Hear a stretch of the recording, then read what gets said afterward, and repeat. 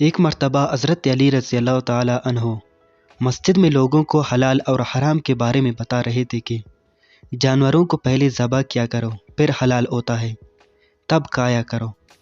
ایک شخص اٹھا اور کہنے لگا، یا علی رضی اللہ تعالیٰ عنہ، آپ نے فرمایا کہ سب سے پہلے جانوروں کو ذبح کیا کرو تب حلال ہوتا ہے، لیکن